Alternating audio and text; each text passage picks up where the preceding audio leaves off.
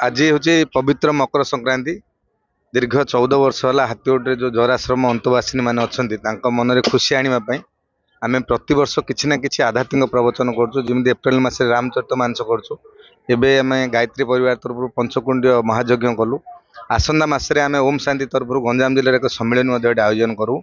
जो मैंने ये अंतवासिनी मैंने अच्छा से निजक के भावतु ना आम पाखे किए ना पाखे आध्यात्मिक अच्छी भगवान अच्छा प्रभु बजरंग बाली अच्छा सेमानकर मंगल कामना करने आम यही गायत्री परिवार तरफ पंचकुंड महायज्ञ आयोजन कर। आज हूँ पवित्र मकर संक्रांति।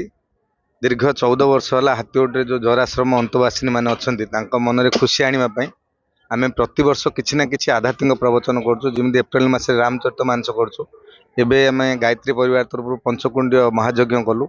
आसंदा मसरे आम ओम शांति तरफ गंजाम जिले एक सम्मेलन आयोजन करूँ।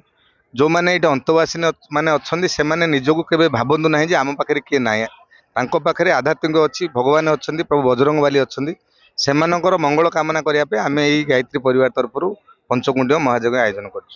आज हूँ पवित्र मकर संक्रांति। दीर्घ 14 वर्ष है हाथीगोटे जो जराश्रम अंतवासिनी मैंने अच्छा मन में खुशी आने आम प्रतिवर्ष किसी ना कि आध्यात्मिक प्रवचन करमी एप्रिल मस रामचरित मानस करें। गायत्री परिवार तरफ पंचकुंड